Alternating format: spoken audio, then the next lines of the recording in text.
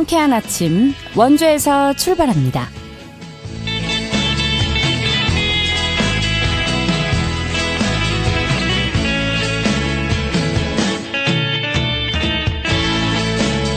여러분 안녕하십니까? 8월 18일 화요일 KBS 원주방송국에서 보내드리는 상쾌한 아침 원주에서 출발합니다. 저는 진행의 이은주입니다.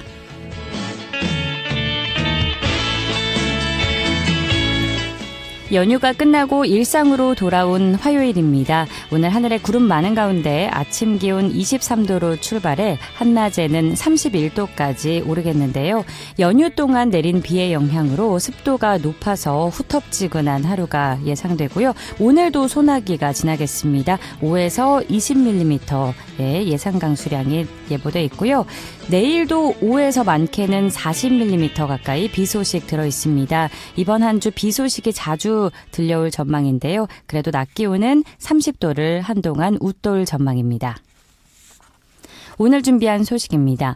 최근 하천에서 다슬기를 채취하던 피서객들의 순환 사고가 늘고 있습니다. 여름철 꼭 알아둬야 할 안전수칙과 사고 대처 방법에 대해서 이야기 나누고요. 원주 댄싱 카니발이 오는 9월 개최를 앞두고 준비가 한창인데요. 축제 진행을 함께할 자원봉사자들을 모집 중이라고 합니다. 리포터 코너에서 소식 전해드립니다. 끝으로 영서 남부 각 지역과 연결하는 통신원 코너, 오늘은 평창 소식 만나보도록 하죠. 8월 18일 화요일 상쾌한 아침 원주에서 출발합니다.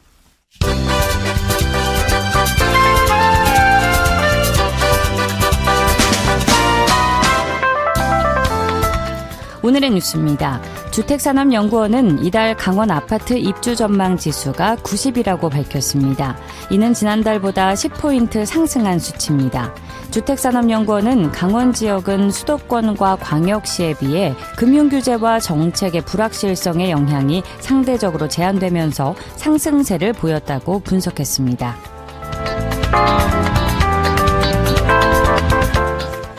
강원도 소방본부는 2023년부터 지난달까지 도내에서 발생한 여름철 차량 화재가 250여 건이라고 밝혔습니다.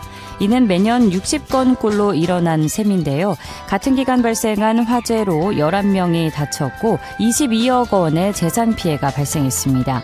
소방당국은 여름철 차 안에 방치된 라이터나 보조 배터리 등 인화물질로 인해서 불이 날 가능성이 높다며 자동차 안에 인화물질 보관을 하지 말아달라고 당부했습니다. 또 변형된 배터리는 즉시 폐기해야 한다고 덧붙였습니다.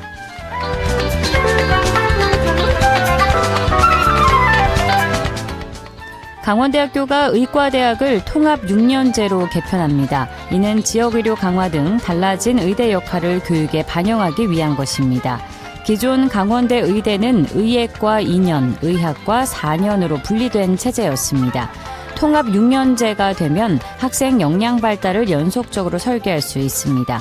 특히 지역의사제 도입에 맞춰 지역의료인재 심화트랙을 운영할 계획입니다.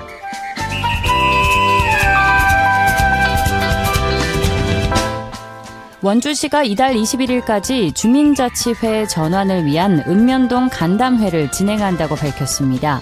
간담회에서는 현재 주민자치위원회에서 주민자치회로 전환하는 정책에 대한 주민 의견과 건의사항을 청취합니다. 주민자치위원회는 주민자치센터의 운영사항을 심의하는 기능이지만 주민자치회는 자치계획을 수립하고 수익 위탁사업 사무처리도 할 수 있습니다. 오늘의 뉴스였습니다.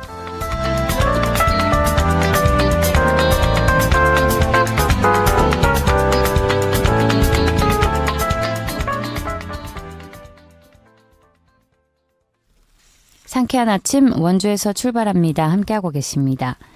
요즘 더위를 피하기 위해서 하천과 계곡 찾는 분들 많으시죠. 그런데 이맘때 다슬기를 잡기 위해서 물에 들어갔다가 안전사고를 당하는 경우가 적지 않다고 합니다.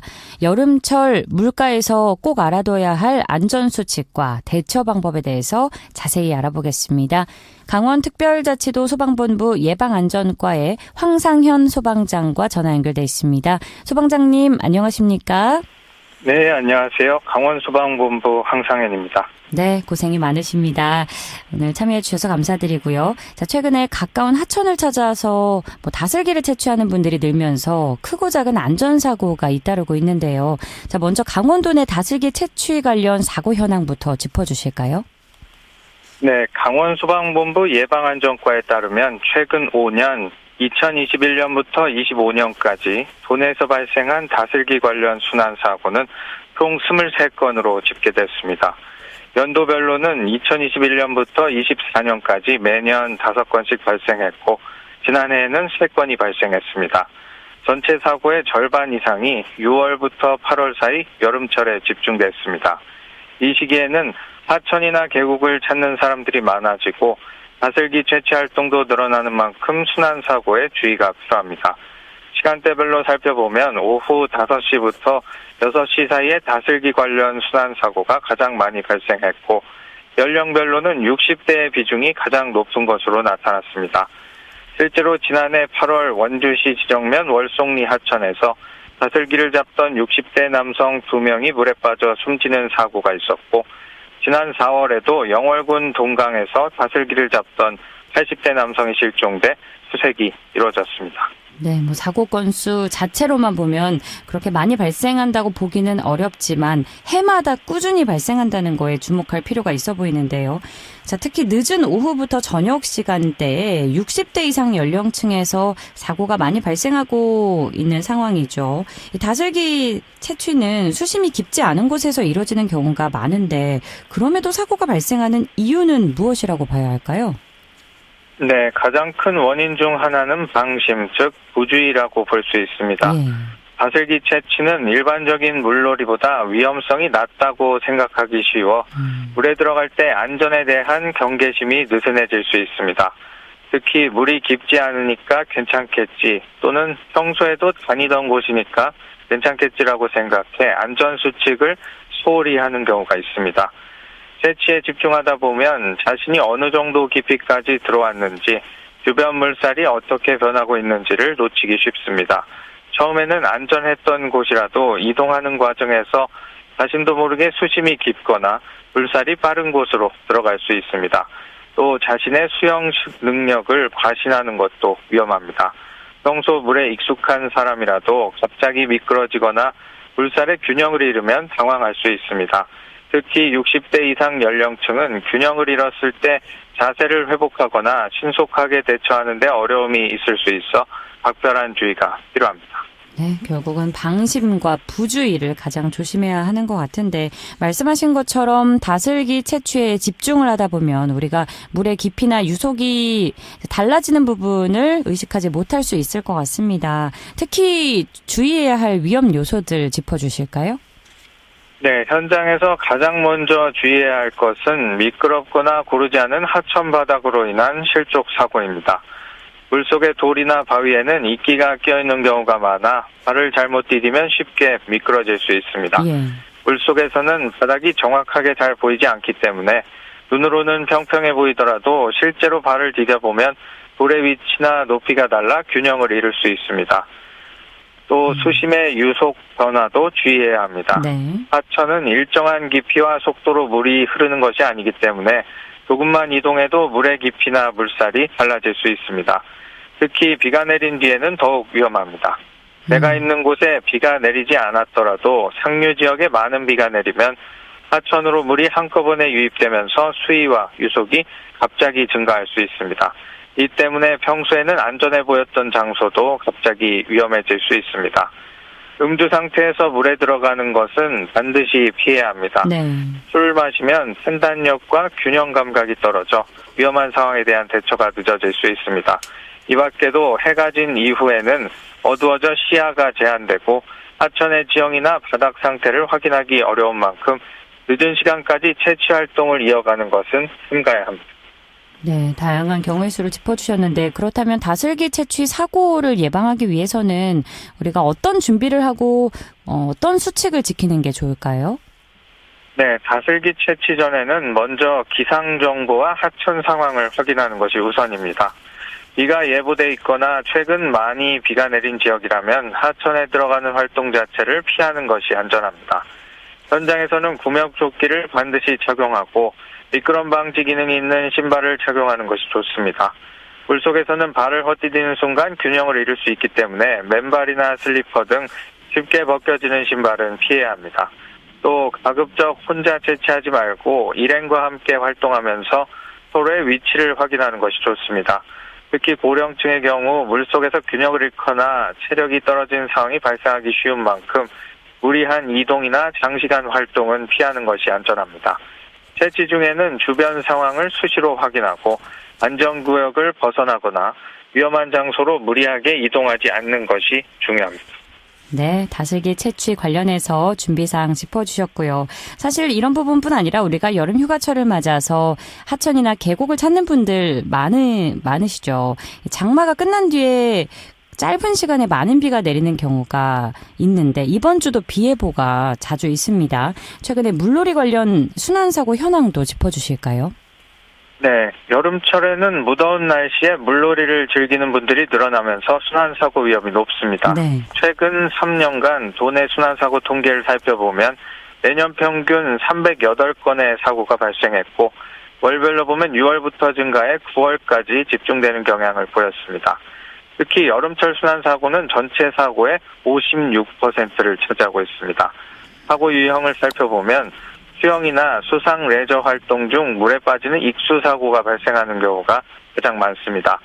실제로 강릉의 한 호텔에서는 수영장에서 물에 빠져 의식을 잃고 병원에 이송된 사례가 있었습니다. 다음으로는 표류에 의한 사고도 많습니다. 양양에서는 바다에서 서핑하던 중 파도에 휩쓸려 표류하다 구조된 사례가 있었습니다. 또 실족으로 인한 사고도 많습니다. 삼척에서는 징검다리를 건너다 물에 빠져 구조돼 병원으로 이송된 사례가 있었습니다. 이외에도 다양한 원인으로 발생할 수 있기 때문에 주의가 필요합니다.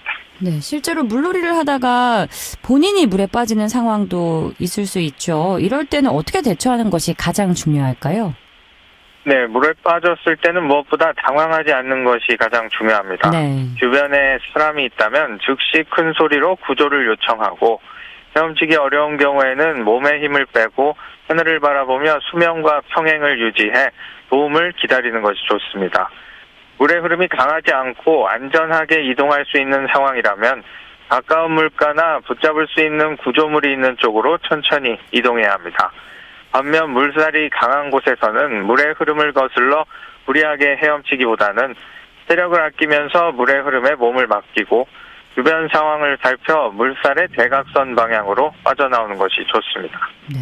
또 반대로 이제 물에 빠진 사람을 발견했을 때 뭐 내가 수영을 좀 잘한다고 해서 무작정 물에 들어가서 구조하려는 경우도 있는데 그러다가 그분까지 위험해질 수가 있죠. 어떤 점을 가장 주의해야 할지 안내 부탁드립니다. 네, 물에 빠진 사람 발견했을 때 무작정 물에 들어가는 것이 아니라 간접 구조를 먼저 시도해 2차 사고를 막는 것이 중요합니다. 네. 우선 즉시 119에 신고해 정확한 위치와 상황을 알려야 합니다. 물에 빠진 사람과의 거리가 가까운 경우에는 튜브 등 물에 뜰 수 있는 물건을 던지거나 주변의 막대기, 로프 등을 이용해 안전하게 구조하는 것이 중요합니다. 거리가 멀어 접근이 어려운 경우에는 주변의 선박이나 보트 관리자 등에게 도움을 요청해 구조하는 것이 안전합니다. 만약에 물에 빠진 사람을 구조했는데 구급대가 도착하기 전에 응급처치를 해야 한다면 어떤 부분일까요? 네, 물 밖으로 구조한 뒤에는 먼저 의식이 있는지 확인해야 합니다. 의식이 있고 정상적으로 호흡한다면 담요나 마른 옷 등으로 몸을 덮어 체온이 떨어지지 않도록 하면서 구급대가 도착할 때까지 몸 상태를 살펴야 합니다. 반대로 의식이 없고 호흡이 확인되지 않는다면 즉시 119에 신고하고 심폐소생술을 시행해야 합니다. 심폐소생술 교육을 받은 경우에는 배운 방법에 따라 시행하고 그렇지 못한 경우에는 119 신고 과정에서 상황실 직원의 안내에 따라 대처하는 것이 좋습니다. 또 물 밖으로 구조된 뒤에도 호흡곤란, 의식변화, 기침 등 증상이 수시간 후에 나타나 악화될 가능성이 있는 만큼 환자의 상태를 지속적으로 관찰해야 합니다. 네, 소방장님 오늘 마무리 말씀 간략히 해주시죠. 네, 무엇보다 물가에서는 방심하지 않는 것이 중요합니다. 다슬기 채취나 물놀이는 익숙한 장소나 얕은 물에서도 예상하지 못한 사고가 발생할 수 있습니다. 구명조끼 착용 등 기본적인 안전수칙을 지키고 조금이라도 위험하다고 느껴지면 주변 고지대나 물 밖으로 대피해야 합니다. 얼마 남지 않은 올 여름 안전수칙을 잘 지켜 사고 없이 안전하게 보내시기 바랍니다. 네, 소방장님 오늘 중요한 안내 해주셔서 고맙습니다. 감사합니다. 강원특별자치도 소방본부 예방안전과의 황상현 소방장과 함께했습니다.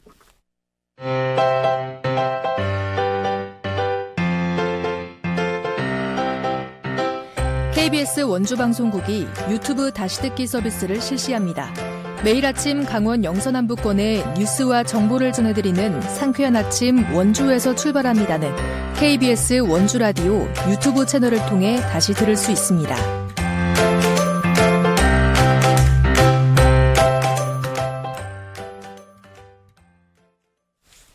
8시 46분 지나고 있습니다. 매년 초가을 원주 도심에서 펼쳐지는 거리 퍼레이드 축제, 바로 원주 댄싱 카니발이 올해 축제를 준비하고 있는데요. 축제를 함께할 자원봉사자 모집도 진행 중이라고 합니다. 관련 내용 추인혜 리포터와 알아보죠. 어서 오세요. 네, 안녕하세요. 이 춤을 좋아하는 분들을 위한 축제라고 소개할 수 있을 것 같은데요.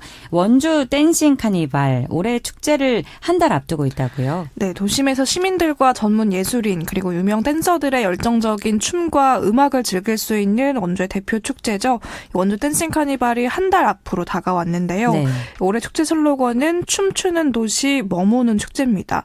세대와 장르의 벽을 허물면서 춤을 즐길 수 있도록 K-팝과 스트릿 댄스를 중심으로 읍면동 부문, 다문화 부문 등 총 8개 부문으로 경연을 확대해서 진행하는데요. 다양한 세대와 장르의 시민들이 댄스 무대의 주인공이 될 수 있도록 이번 축제가 꾸며집니다. 또 축제장을 찾은 관객들이 늦은 밤까지 지역에서 머물면서 이 축제를 즐길 수 있도록 전 세대가 좋아하는 인기 아티스트들도 많이 초대를 했는데요. 네. 다채로운 아티스트 구성과 풍성한 경연 구성에 신경을 썼다고 합니다. 원주문화재단 공연예술팀 이은준 담당자에게 올해 축제 특징 들어보시죠. 축제의 슬로건은 춤추는 도시, 머무는 축제인데요. 댄싱 카니발의 큰 특징은 세대와 장르의 벽을 완전히 허물었다는 점이 있습니다. 그래서 올해 댄싱 카니발 경연은 기존 K-팝이랑 스트리트 댄스뿐만 아니라 읍면동 다문화 부분까지 총 8개 부분을 모집해서 시민 모두가 주인공이 되는 무대를 준비하고 있습니다. 또한 관객분들이 축제장에 오래 머물며 즐기실 수 있도록 아티스트들의 공연이 예정되어 있습니다. 늦은 밤까지 댄싱 카니발만의 뜨거운 에너지를 함께 느껴보시기 바랍니다. 올해도 많은 관람객분들이 오실 거라 예상하는 만큼 가장 중요한 운영은 첫째도 둘째도 바로 안전인데요. 이 안전 요원들은 집중적으로 배치하여 시민분들이 안심하고 축제를 즐기실 수 있도록 만반의 준비를 다할 예정입니다. 이 춤을 통해서 전 세대가 축제를 즐길 수 있다는 큰 매력이 있는데 특히 봉사자들의 역할이 중요하다고요? 네, 축제 규모가 크고 또 많은 인파가 모이는 만큼 매년 이 축제에는 자원봉사자들이 중요한 역할을 하는데요. 네. 올해도 댄싱 카니발에 안전하고 또 완벽하게 치러질 수 있도록 자원봉사자들이 곳곳에서 활약을 하게 됩니다. 지금 이 봉사자 모집이 진행 중인데요. 이 봉사자는 무대팀과 홍보팀, 운영팀 3개 분야로 나눠져서 현장에 투입됩니다. 이 무대팀은 메인 무대 운영 보조와 참가팀 대기, 공연 전후로 객석 관리 등 무대 가까이에서 무대의 진행을 돕는 역할이고요. 홍보팀은 축제 현장에서 이벤트 운영과 함께 생생한 순간을 릴스나 숏폼 같은 트렌디한 영상 콘텐츠와 사진으로 제작해서 이 축제의 분위기를 온라인으로 나누는 역할을 맡습니다. 네. 끝으로 운영팀은 행사장 전반의 방문객 안내와 프린지 페스티벌 지원, 또 관람객들의 안내와 축제를 돕는 역할을 하는데요. 원주의 대표 축제 운영을 돕고 또 축제를 함께 만들어갈 수 있는 이번 봉사자 모집은 만 18세 이상으로 축제에 대한 열정과 책임감 있는 시민이라면 누구나 지원할 수 있습니다. 원주문화재단 공연예술팀 이은준 담당자의 이야기 들어보시죠. 네, 특별한 전문 자격 요건이 있는 것은 전혀 아니고요. 만 18세 이상이면서 우리 댄싱 카니발을 사랑하고 축제에 대한 열정과 긍정적인 에너지를 가진 시민이시라면 누구든 대환영입니다. 무대 가까이에서 대규모 공연은 생생한 현장감을 느끼고 있거나 평소 활발하고 긍정적인 성격의 릴스나 숏폼 등 트렌디한 영상 콘텐츠 기획과 촬영을 좋아하시는 분이라면은 아주 재미있게 활동하실 수 있을 것 같아요. 그리고 무엇보다 우리 지역의 가장 크고 자랑스러운 축제를 내 손으로 직접 안전하고 즐겁게 만들어 간다는 책임감과 보람을 느끼고 싶은 분들이라면 꼭 함께 해주셨으면 좋겠습니다. 열정적으로 활동할 준비가 되셨다면 주저 말고 지원해 주시기 바랍니다. 직접 지역의 대표 축제를 만들어 간다는 보람이 클 것 같은데 이번 봉사자 모집 일정과 축제 일정 정리해 주시죠. 네, 이번 봉사자 모집은 오는 9월 6일까지입니다. 지원은 축제 홈페이지에서 신청서를 내려받아서 할 수 있고요. 또 올해 축제는 9월 18일과 20일 원주 댄싱 공연장 일원에서 개최되는데 이 경연과 함께 문화예술 공연, 체험 프로그램, 프리마켓까지 즐길 수 있습니다. 가족과 친구 또 연인과 함께 이 가을밤의 에너지를 만끽할 수 있는 축제에 많은 관심과 참여 부탁드립니다. 네, 올해 더 풍성하게 준비된 원주 댄싱 카니발 축제. 많은 분들이 춤을 통해서 특별한 추억을 쌓을 수 있기를 기대해 보겠습니다. 오늘도 소식 고맙습니다. 추인혜 리포터였습니다. 네, 감사합니다.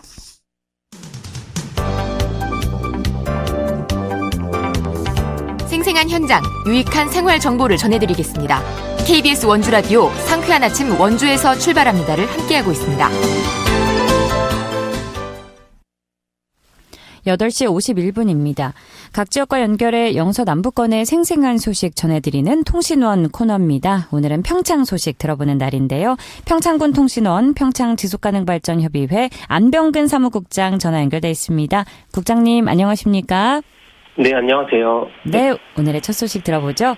평창군 가족센터에서 1인 가구를 위한 프로그램을 마련했다고요? 네, 그렇습니다. 평창군 가족센터에서는 평창군 1인 가구의 몸과 마음을 위한 힐링 프로그램, 슬기로운 1일 생활 참가자를 모집하고 있습니다. 이번 프로그램은 혼자 생활하는 주민들이 건강한 생활 습관을 만들고 일상에서 필요한 다양한 생활 능력도 함께 배울 수 있도록 마련됐는데요. 오는 8월 18일까지 신청을 받고 있으며 평창군 1인 가구를 대상으로 모두 10명을 모집합니다. 프로그램을 살펴보면 피바로우와 매듭 만들기, 닭볶음탕과 나물 비빔밥 만들기, 레몬 워터와 음료 만들기 등 직접 참여할 수 있는 활동들이 마련되어 있고요. 네.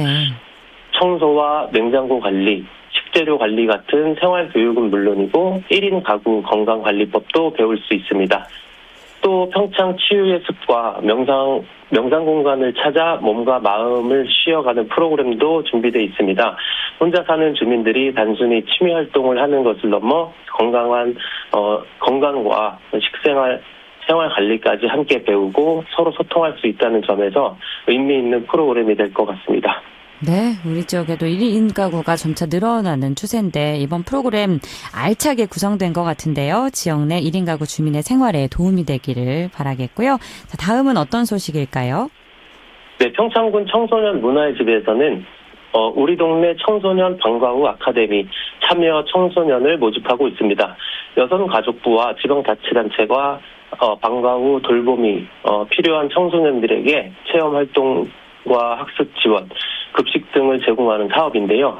평창읍에 거주하는 14세에서 16세 청소년을 대상으로 운영되며 모두 20명 규모입니다. 프로그램을 보면 보드게임이나 보충학습, 자치회의, 플로깅, 지역 사회 봉사활동 같은 활동부터 생활금융과 독서 논술, 영어, 미술, 스토리텔링, 리코더 등 다양한 교육이 진행됩니다. 또 방과 후 활동 이후에는 저녁 식사와 종례까지 운영돼 청소년들이 학교가 끝난 뒤에도 안전하고 의미 있는 시간을 보낼 수 있도록 지원하고 있습니다. 단순히 공부만 하는 프로그램이 아니라 친구들과 함께 생활하고 활동하고 새로운 경험을 쌓으면서 자기 개발과 사회성을 키울 수 있도록 구성된 것이 특징입니다. 청소년들이 방과 후 시간을 보다 안전하고 알차게 보낼 수 있도록 관심 있는 가정에서는 참여를 알아보셔도 좋겠습니다. 네, 청소년들을 위한 방과 후 프로그램 소식 들어봤고요. 평창군 가족센터의 아이돌봄 서비스 관련 채용 소식도 전해주시죠. 네, 평창군 가족센터에서 아이돌봄 지원 사업 아이돌봄이를 모집하고 있습니다. 아이 돌봄 서비스는 부모의 맞벌이나 양육 부담 등으로 돌봄이 필요한 가정에 아이 돌보미가 직접 찾아가 돌봄 서비스를 제공하는 사업인데요. 네. 이번 모집은 아이 돌봄 관련 자격증이나 경력을 가진 분들을 대상으로 진행됩니다. 아이 돌보미 자격 소지자를 비롯해 일정한 교육과 경력을 갖춘 분들이 지원할 수 있고 실제 근무 시간은 오전 6시부터 9시, 오후 4시부터 9시 사이의 시간대가 중심이 됩니다. 특히 아이 돌봄 서비스는 지역의 맞벌이 가정이나 돌봄 공백이 있는 가정에 직접적인 도움이 되는 사업인 만큼 아이를 키우는 가정뿐만 아니라 지역에서 돌봄 분야에 관심 있는 분들에게도 의미 있는 일자리가 될 수 있을 것 같습니다. 네, 평창군의 아이 돌보미 채용 소식 살펴봤습니다. 또 평창에서 영화로 만나는 문화예술 프로그램 소식 안내해 주신다고요? 네, 평창에서는 SIC1 스크린, 영상으로 만나는 뮤지컬 굿모닝 독도가 상영됩니다. 네. 올 여름 음악과 이야기로 만나는 우리 땅 독도의 이야기, 오는 8월 25일 오후 7시에 해피칠백 평창시네마, 그리고 8월 27일 오후 7시에는 평창문화예술회관 대공연장에서 만나볼 수 있는데요. 예술의 전당 무대에 오른 우수 공연 예술 작품을 영상으로 감상할 수 있는 프로그램으로 별도의 관람료가 없이 진행됩니다. 네. 평창에 살면서 서울이나 대도시에서 열리는 수준 높은 공연을 직접 관람하기에는 시간이나 거리 때문에 부담을 느끼는 분들이 많으실 텐데요. 이번 영상 상영 프로그램을 통해 지역에서도 다양한 문화예술 콘텐츠를 접할 수 있다는 점에서 주민들에게 좋은 기회가 될 것 같습니다. 특히 가족이나 친구들과 함께 저녁 시간에 문화생활을 즐겨보시는 것도 좋겠습니다. 네, 이외에도 평창군에서 2027년 저온 유통체계 구축 사업 대상자를 모집하고 있다는 소식과 또 2026년 평창군 청년기업 지원사업 참여기업을 모집하고 있다는 소식 준비해 주셨네요. 오늘도 고맙습니다. 네, 감사합니다. 지금까지 평창군 통신원 평창지속가능발전협의회 안병근 사무국장이었습니다. 8월 18일 화요일에 전해드린 상쾌한 아침 원주에서 출발합니다. 오늘 순서는 여기까지입니다. 지금까지 기술 조원재, 구성 황진영, 진행의 이은주였습니다. 여러분 좋은 하루 보내세요.